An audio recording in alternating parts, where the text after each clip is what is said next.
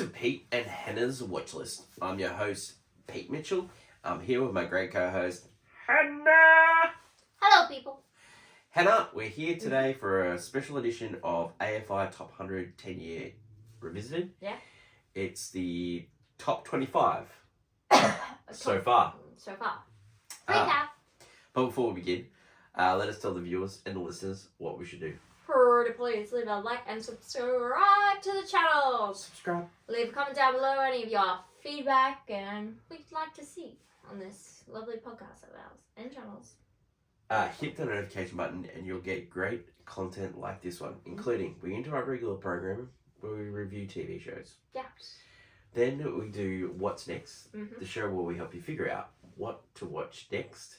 And we reviewed If Strangers, and Movie News, where you ranted for a while about Bridgerton being I yelled at the cloud. not a full season. So yeah, that's the content we have on this great channel. And AFI that leads us into now. This is not one of those grab, just another eking out. Oh, maybe it is. Doing a recap. We thought we'd do recap every 25, and then because there's a lot.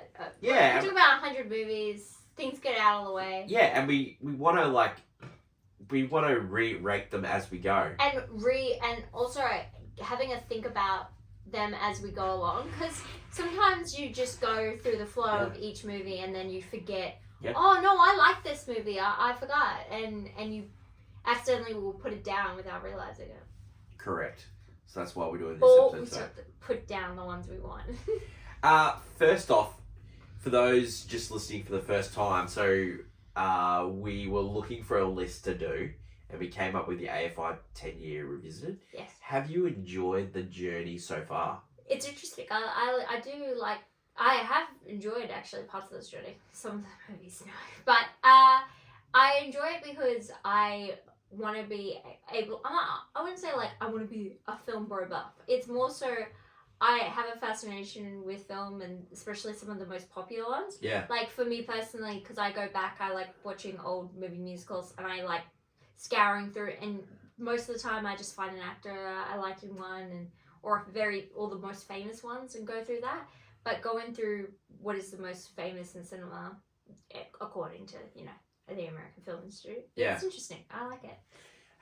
Is there anything surprised you so far by going through the list and stuff like that? Doesn't have to be a movie, it just be, just where the movies are on this list. Yeah, it doesn't have to be that. I will say that we will get to that eventually, long down the line, but a lot of my favourite films are in the top 20 at least. Yeah. Yeah, so...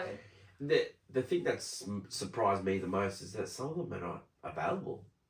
Oh, they're very hard, yes, I just to get. can't believe it.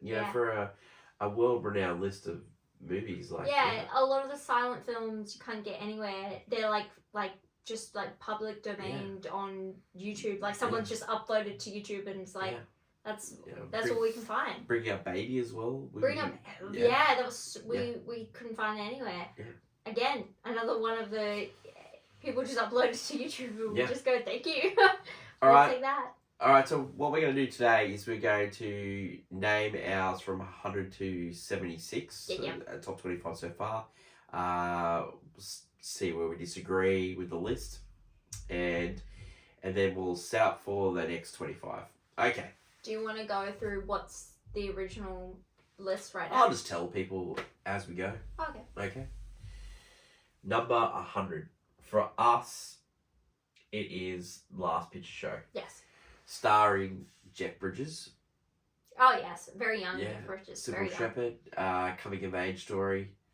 I did not find this enjoyable whatsoever. No, I don't remember it fondly. I actually do remember it, so that's probably only a good sign about this movie. But I find that it was slow, and the story itself, like the actual coming of age story in it, isn't that much. It's not great. I wouldn't say it's relatable in a way, and I would also put it as just kind of just. I'm surprised it's on the list actually. Yucky. There's much of these I would say, oh yeah, that shouldn't be on the list, but this one, This one's a bit yucky. Like it just shouldn't.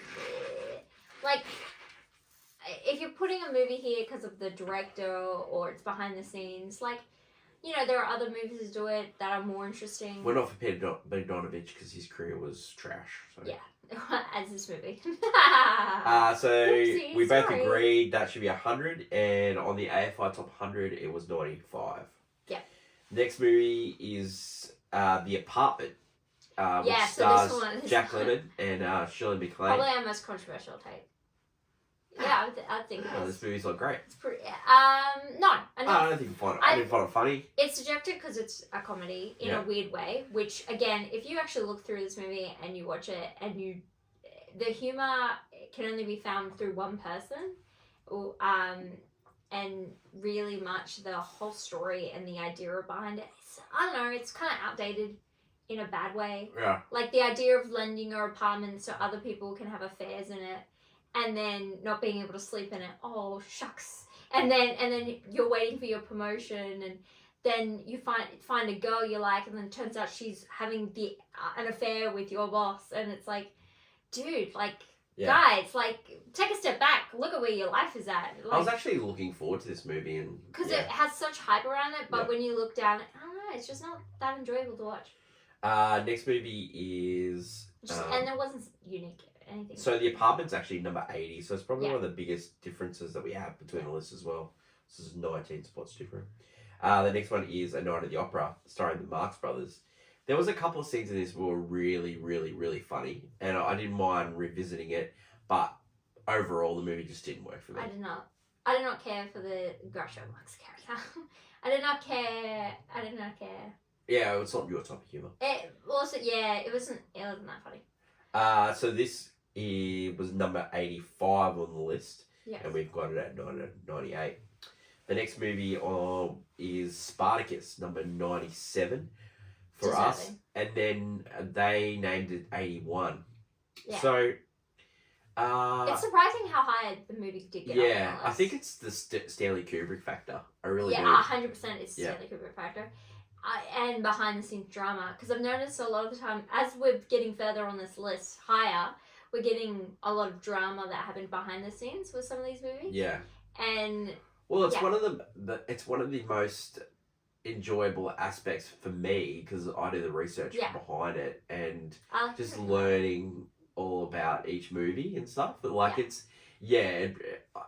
that's, you know, and then hearing about Spartacus and all the backstabbing and all the things going wrong and having like a therapist on board and all that stuff, like just weird stuff, you know. No, but and it was Kirk Douglas doing this movie because he didn't get Ben-Hur, like, you know. Yeah, but also I just find this, I don't know, as the hero movie it is when it's trying to be, it's not that great. The Tony Curtis character too. Some of the visually stunning scenes some of it is very much outdated.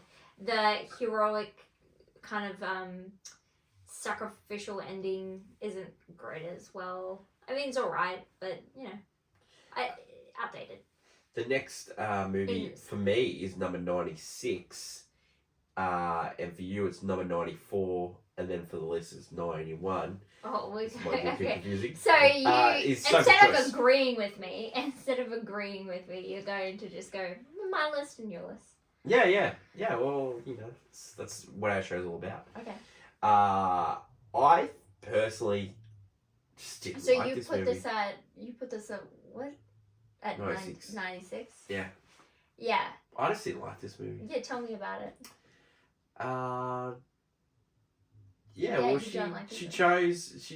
You mean the choice itself? It just you mean didn't the work Sophie's choice? Yeah. I like to think the Sophie's choice aspect is more so because this movie is through the perspective of that kid writer. Oh man, he's saying Sophie's choice, which was to be with the person she loved instead of him. Yeah. That was her big choice. Even though, yes, the idea of the movie is that her big choice was the kid aspect, right?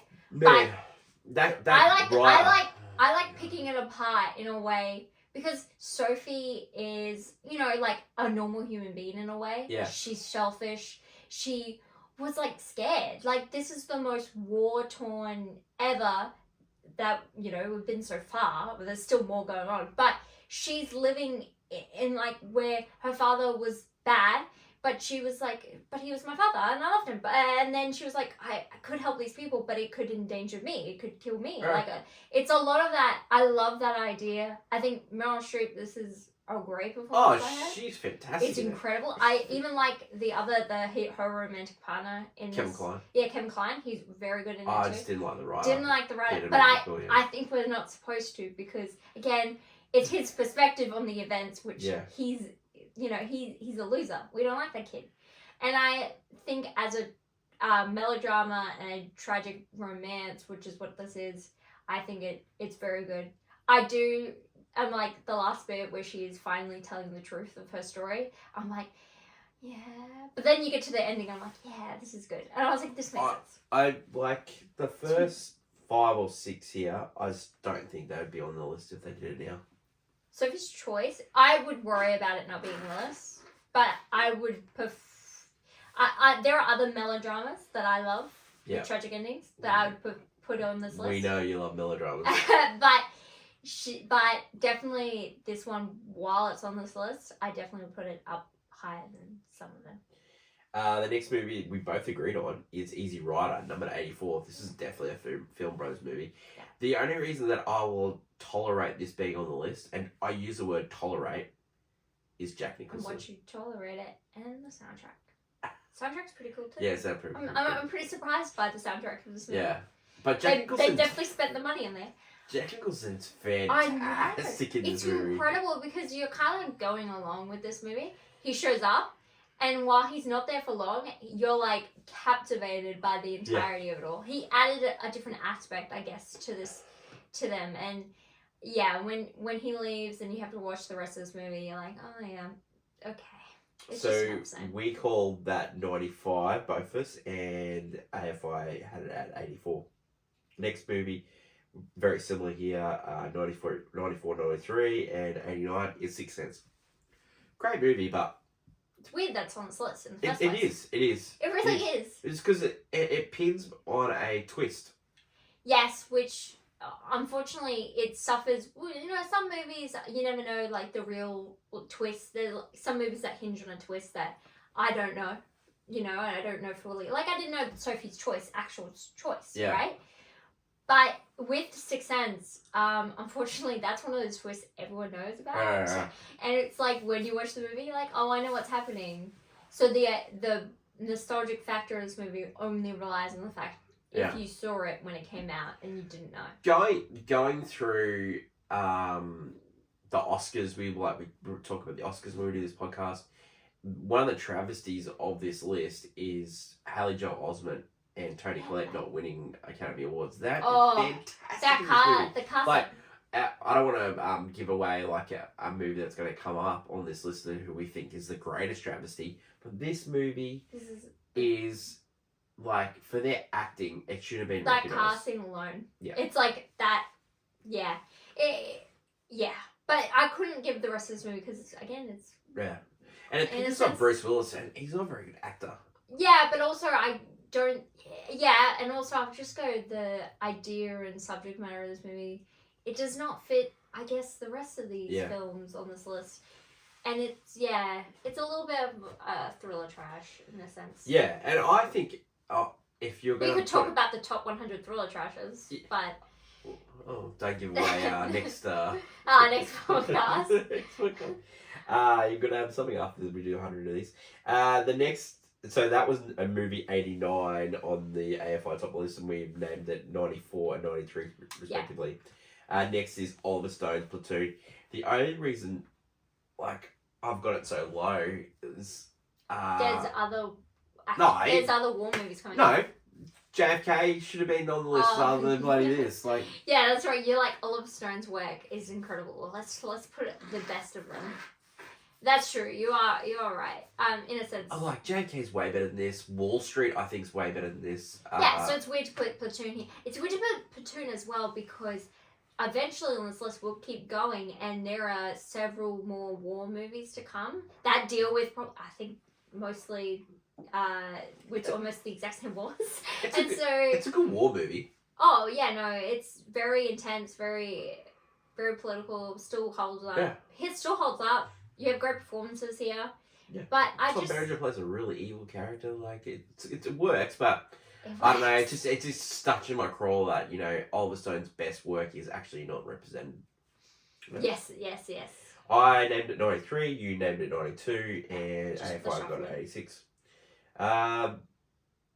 This is probably one of the movies that you hated the most on this list. Yeah, but it's not the worst, but I do hate it the most. It's Titanic. Yeah. You actually, the elevator pitch that James Cameron gave to executives, where it's like a disaster movie, what? Disaster chick flick. Yeah. Yeah, you absolutely hated that. Yeah, because I knew it was too when I'm watching that movie. I'm like, that's what it is. Yeah, and it's like Romeo and Juliet disaster flick. Yeah, and it shouldn't be on this list. Yeah. It shouldn't be on this list. Well, it's here because it's James Cameron. I named it 92, and you named 96, and the list gave it to 83. Yeah, because I refuse. Because this also is a melodrama. I refuse to put this above Sophie's Choice. I can't remember sitting down and watching it all from start to finish. I never saw it at the cinemas. I saw it on DVD. No, I probably saw it on like cable television. But like seriously, like sitting it down, it's a good movie. It's good. Nah. I find the love story annoying, so unrealistic. I just like the boat sinking. I like Bill Paxton. I like being a douche, being like where is the diamond? And then this old lady, knowing full well that diamond could go to people that need it, or just whatever, she just throws it back. Yeah. Let's not get into that stuff. Really but cool. yeah, it's a disaster. It's a disaster chick flick, and I don't know, James Cameron. Like, I would prefer if you're gonna put James Cameron's work on here. I mean, not the Avatar movies, but probably something like the Terminator movies or something. Like something more, I don't know, that's more representative of what the impact he's had on. I think Titanic's not really more an impact. It's more like how a big blockbuster could really dominate the scene for some reason. Yeah. Even though it's James Cameron's other work, like, I don't, like, if you're going to put something here, the Avatar movies, I would probably put something like a Terminator or something else. Yeah. Like, something that I think a Terminator had more of an impact on, like, just American, like, when you think of movies from America and James Cameron. Yeah, no, but it's just not a great James Cameron movie. Yeah. It's his best work at making a blockbuster that sold money. But he only wanted to do this movie because he wanted to see the Titanic. That's true. I mean, I do love being petty enough to go. Petty. To go. I want to see what the boat is, but how do I get the money for it? And he makes he's lucky that movie made money. I swear. That would have been directed forever. The next movie on the list is Bring Out Baby by Howard Hawks. It stars Cary Grant and Katharine Hepburn. What a great duo. They've had a few movies together. Yeah. I love Cary Grant. We're gonna see him on the list again by Northwest, but yeah, I prefer his Girl Friday. Is Philadelphia Story in this list? Yeah. He's also in that with Katharine Hepburn. Yeah. And yeah, I like this movie. It's fun. It's a funny movie. Yeah. It actually is quite funny, even though it does fall into the slapstick genre. Oh, I love slapstick. But it has the absurdity edge to this. Yeah. Because they have a live leopard on set. We're talking about an actual physical animal that's a predator. Well, that was a good story where Katharine Hepburn was playing with a leopard and the leopard nearly killed her. Yeah, well, she's kind of a badass. Yeah. She won't let anything. She didn't let anything stop her. Yeah. So I named that 91, you named it 89, and the list had it at 88. The next on our list, we both named it number 90, is Blade Runner. We probably named it 90s because it's not the director's cut. I would fight if this was the director's cut, the final cut that was recently done. I would fight for it really high on this list. I think it had a great impact on the sci-fi genre, the cyberpunk edge of it all, and I like Harrison Ford a lot. I think he's a cool guy. It's not Ridley Scott's best movie though. No, and I would fight for something else. Yeah. If I could fight for a Ridley Scott movie, House of Gucci would be on this list. But I know it won't. God. But then there's so many battles I won't win against, so I have to pick and choose. One of the worst takes you've ever had. Well, where do you want to put? What do you want to put? Oh, Gladiator. What that makes sense.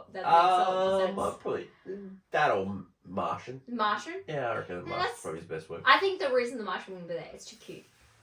Love cute. So that on the list was 97, so we've got it a lot higher. Next one I had on the list, number 89, you had it at 91, was Yankee Doodle Dandy. And the list had it at 98. I just like this movie. I know. George and Cohan, just I do the love songs. musicals. Yeah, the songs just got me. The dancing. Yeah. Over there. Yeah, I understand. It's a biopic though, and I mean, I think this is one of those ones that falls into the trait of just being. That's why we still get biopics this day. Yeah. It's sugar-coated biopic, even though biopics nowadays like to show how did it end. No, it sugarcoats. I think. We'll get that Michael Jackson one next year. That'll be that'll be something. But I will say that out of the older biopics, this is probably one of the better ones. Good performance as well. I don't mind it. Next one on the list is 88. We both agreed. 12 Angry Men, and the list had an 87, so it's probably one of the ones that we most agree with the list. Good movie. Yeah. Good movie. Good Actually, yeah. On reflection of this movie, it's good. It's good. Yeah. It's solid. When I told you about this story, you're like, and then you watch it and you're like, well, because I had to report on it for school. And I do my thing where I half watch and read, and I figure out the rest for myself. And that's called the Mitchell way. And I pass it anyway because please, I don't need to watch the rest of this. Henry Fonda is amazing in this. Yeah, I like this. I love it, and then I love that this is probably one of the prominent films that's been, everyone's like taking a joke out of Simpsons, Family Guy, and a bunch of others. Like it still sticks with pop culture despite being this old and being and I think it still hits like the story, the message, the idea.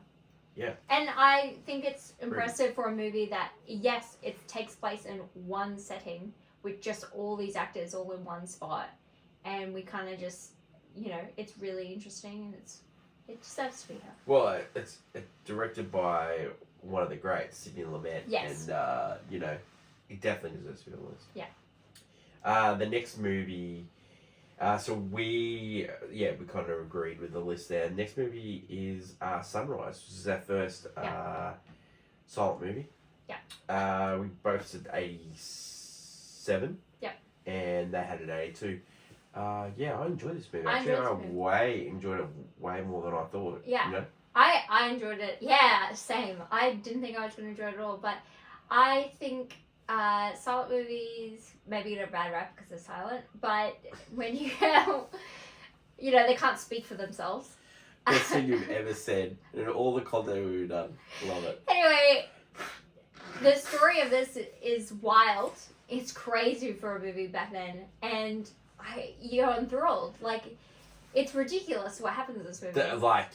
The story is so far-fetched. For those who haven't seen it, you should do yourself a favor. Well, it's a movie about a guy basically about to cheat and murder his wife. But has a day out with his wife and realizes, whoa, I'm in love. She's great.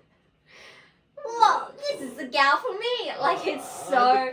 It works somehow weirdly because of how well they're doing it. Yeah. The acting and the directing of this movie just works really well. Yeah. It's strange. The next movie... 86 was Swing Time for us, and number 90 on the AFI Top 100. Like, I love this movie. I love this movie. I would fight for a different one. Yeah, for sure. Like, Top Hat, like, I would switch out with Top Hat, and Top Hat would be higher. Yeah. Because this movie's good, though. That last dance scene, oh my god, it's so good. There are some very iconic dance moments they have in this movie, but, I don't know, Top Hat's better. Like, Top Hat's the better version of this. I find that Ginger Rogers lets it down, acting-wise. Her dancing's incredible. her acting in this one, like her character is kind of like a pushover. I don't like it. She's usually very fiery and spits back at Fred Astaire's character. You. Okay. I like the fiery women, alright? You do. Anyway, she's kind of a pushover in this. Fred Astaire. You're definitely not a pushover. Fred Astaire is a bit of a gambler. Yeah. You know, and I like it, but as you definitely have a type, and Ginger Rogers is your type. My women and my men are totally different. Yeah. You know what? You like sips. Guess what? No. Depending on the man, he can get away with murder to me. Yes. Fred Astaire and Howard Keel up there with top men who could do me wrong. Pedro Pascal, they could do me wrong, and I'd be like, I'm sorry, honey, for making you upset. Yeah. Those are men I could fight. But wish you'd say that to me. Bro, no. Swing Time. Swing Time, good. Yeah. Classic. Next movie, we've got this way higher. It's probably like Yeah, this is. Yeah, there's one more. There's a couple more that are really different. Yeah, because we saw some of the. This one dropped in the revisited a lot, but we put it up higher. Ben-Hur. Yeah, Drink Up Judah, Ben-Hur. Maybe it's just it's the first one we watched, but jeez, it actually was good. It was good. Yeah, and it's weird because Spartacus is higher. Yeah. And Spartacus is definitely not as good as Ben-Hur. I will say the third act. Yeah. Falters this movie because. Wow, when you get to that chariot, when you get to like everything up to the chariot scene, you're watching that chariot scene and it's like, wow, this is incredible. And then you go afterwards and it's like, oh yeah, Jesus, that guy. Yeah. Yeah, impressive movie, impressive sets, things you could never do again. It's funny how The like horrors. when you watch a movie and you rewatch it, and then you completely forget there's like a whole scene. Like I totally forgot about the Jesus bit in this movie. The only thing that I remember as a kid is the chariots and then the rowing at the start. But yeah, the rowing, the boat rowing, incredible. I thought it was a different movie. No, the because Jesus the bit. Jesus bit makes it because I only knew it from the Jesus bits because the Drink Up Judah Ben-Hur, the like just the. No, Drink Up Judah Ben-Hur was in the early. I know it happens earlier in the movie, but I'm like stuff like that where it's like the iconography is that Ben-Hur. Yeah, true. Yeah, but it's more so like. I don't know. It's just when you come to these like what do you call it? Like during these Roman and Spartacus era times, and you watch these type of movies, and it's like this is one of the best versions. Even though the set pieces, like the horse chariot scene, amazing. Never do it again.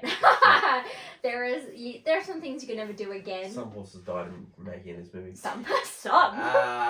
The next movie on the list is The Wild Bunch. Jeez, man, I never seen this movie and I really enjoyed it. Yeah, I was surprised by this one. Yeah. I really like that opening scene where you kind of you like see these guys and you think they're good and then they turn out they're not. Like starring William Holden, directed by Sam Peckinpah. Yeah, just really enjoyed this movie. Yeah, and I like watching this movie and then going, it influenced this movie? Yes, it did. I was like, this movie got influenced. And it was moments and scenes where I'm like... It's one of the things when you're watching these movies, like, people are definitely crap from these movies. The big directors and stuff have... like, you start like, to do you notice. think you'd have now where a director and an editor go to Mexico and, like, spend six months to a year editing a movie? Like, that never happened. No. Sometimes they spend time apart and they're the corporate overlords coming to take over. So we had that at 84 and the list had it at 79. Next movie on our list is number 83, which is French Connection. Oui. Man, this movie's good. Yeah. Gene Hackman as Popeye, Roy Schneider. Watch number 2 as well. Yeah, number 2, like, oh man, that movie. Number 2 is a bit wild. Wow, that movie's but yeah, no, the French Connection. Yeah, this is a cop drama that just works. That car. The car chase scene is incredible. Even I like the way this has an ambiguity. Ambiguity. Yeah, like at the endings of it, like you kind of don't know what happened here, and it works because the whole movie deals with the grey area, I guess, with police work and such. Yep. And- directed by the great William Friedkin. Ooh la la, Friedkin, French. who also directed Exorcist. Yeah, what a career! And he passed away this year.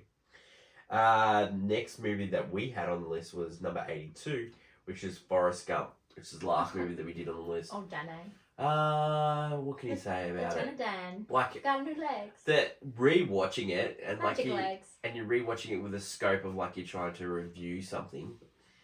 Like it's just amazing how this movie actually worked. Yo. It should not have worked. It's one of those movies that just shouldn't, like, on paper, no way. No way. But it works in the weirdest way possible. It also this movie is more rewatchable, I guess, than most of these other big films, because it usually is always on. And there are scenes, like, you could rewatch it from any point in this movie. You could just rewatch a random scene.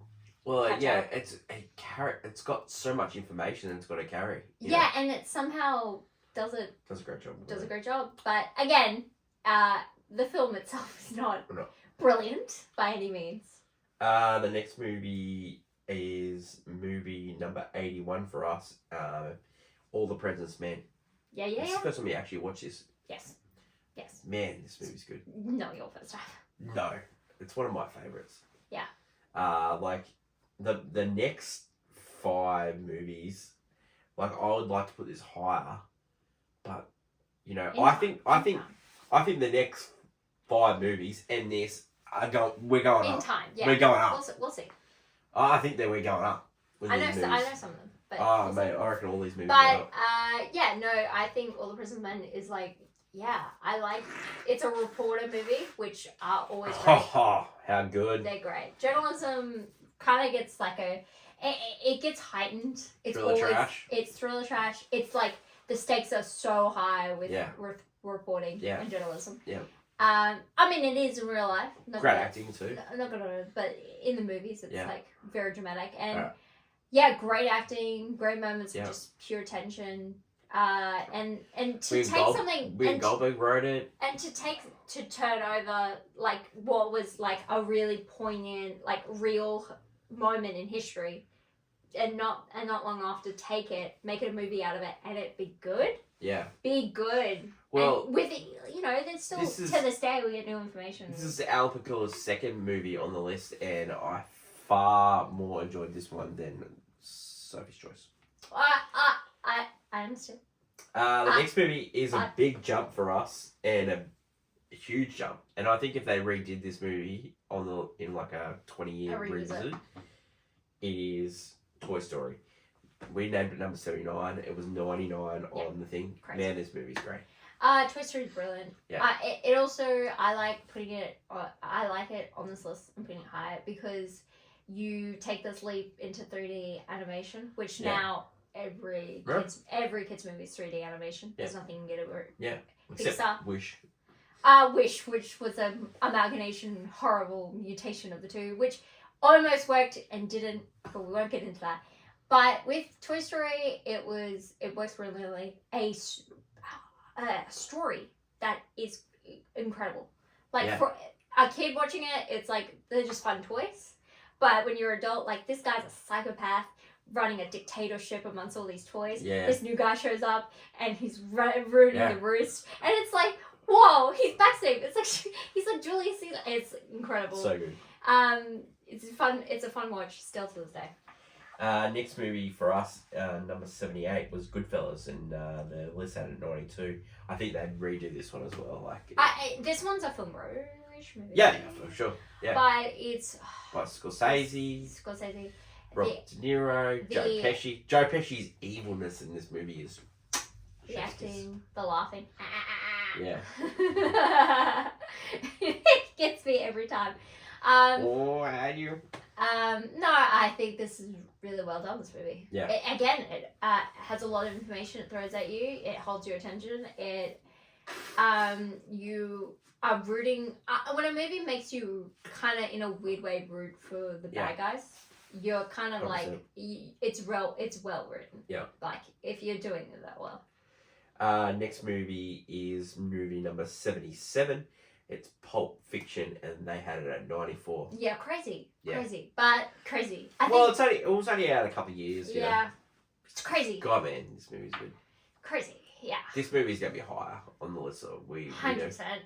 You could see a revisited list if it was infected with the film bros. Yeah, it would just be like Quentin Tarantino's almost all of his work is on here.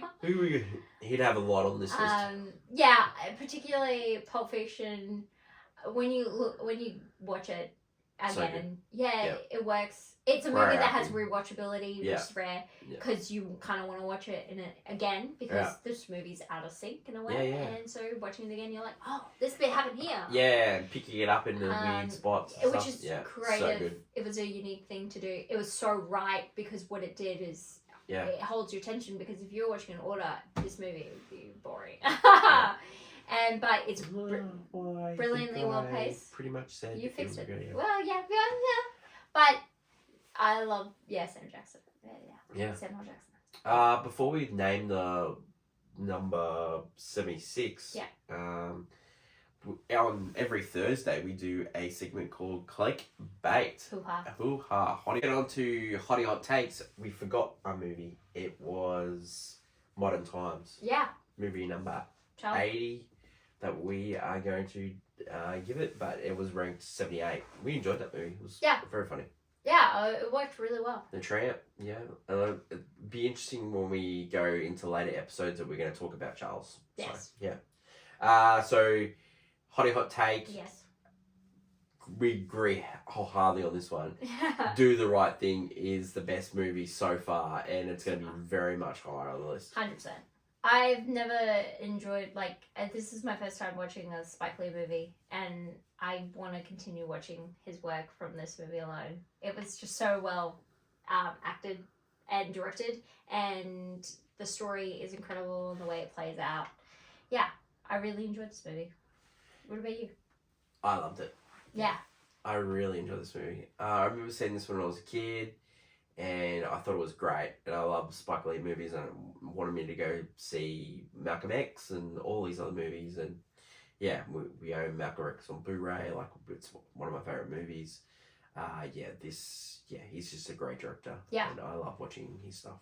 Yeah. So it's number 70. 76. Yeah, 76.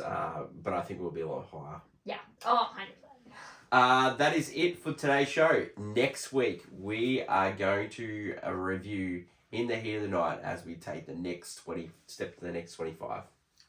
They call me Mr. Tips. Thank you to everyone. Thank you to everyone for watching or listening, supporting this. It's one of our favorite things to do every week is to revisit great old movies and talk about them, do a lot of research, and we put a whole lot of work into all our episodes, but AFI is just a real labor of love, and so we appreciate all of the great feedback that we get from doing these episodes. We love it. Until next week when we catch up for In the Heat of the Night, Hannah, I'm really enjoying the journey that we are going on with these movies. I'm looking forward to the next 25. Pretty cool. Sorry for a clip show episode, just like on The Simpsons, but we thought it's a good time to catch up. Hey, who doesn't love that? Who doesn't love a clip show? Thanks everyone for watching. Long live cinema. Get out to the cinemas this week. There's a great movie out, Furiosa. And we'll catch you next week for In the Heat of the Night. Bye for now.